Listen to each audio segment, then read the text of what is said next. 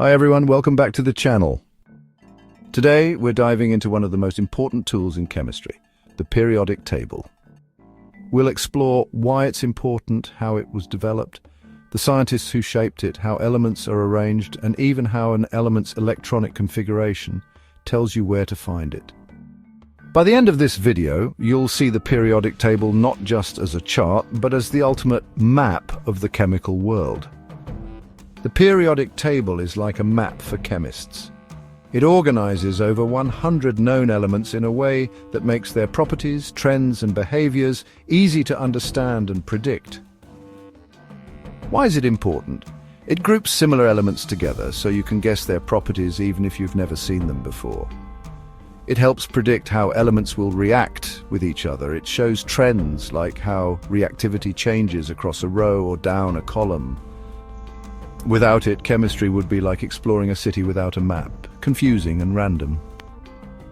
The story starts with Johann Dobereiner. He noticed that certain elements could be grouped into threes called triads, where the middle element's atomic mass was about the average of the other two. Example: lithium, sodium, potassium, all soft metals that react with water. John Newlands arranged elements in order of increasing atomic mass, and noticed that every eighth element had similar properties, like musical notes repeating every octave. But his idea didn't work well for heavier elements, so it wasn't widely accepted. Dmitri Mendeleev made the first table that really worked. He arranged elements by increasing atomic mass, but also grouped them by similar properties.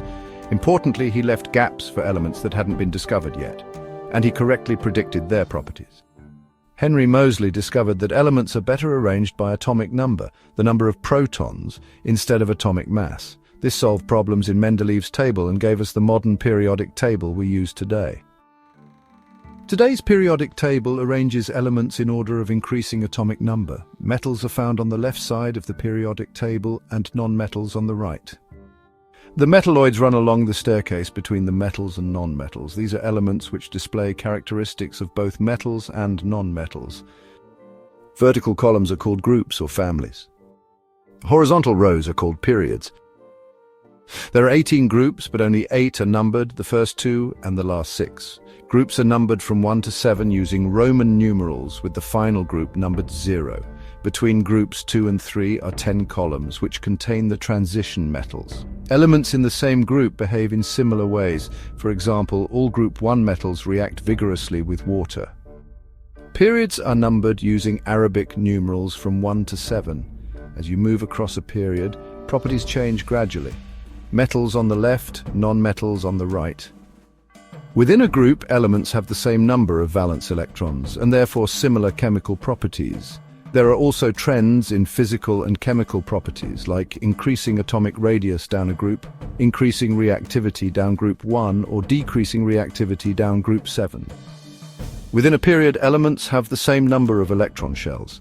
Elements show gradual change in properties across the period, as elements change from metals to metalloids to non-metals. Some groups have special names. Group 1 elements are called alkali metals. Group 2 elements are called alkaline earth metals. Group 7 elements are called halogens. And Group 0 elements are called noble gases. These names often hint at their properties. For example, noble gases are very stable and don't easily react. The electronic configuration of an element tells you exactly where it belongs in the periodic table. The number of electrons in the outer shell tells you the group, and the number of electron shells tells you the period. For example, magnesium, atomic number 12, has an electronic configuration of 282. There are 2 electrons in the outer shell, therefore it is in group 2, and there are 3 electron shells, so it is in period 3. Argon, atomic number 18, has an electronic configuration of 288. There are 8 electrons in the outer shell, which is full, therefore it is in group 0, and there are 3 electron shells, therefore it is in period 3. The periodic table is much more than a list. It's a powerful tool that organizes all known elements, reveals patterns, and even predicts the properties of elements yet to be discovered. Next time you look at it, remember, every row, every column, every number tells a story about how our universe is built.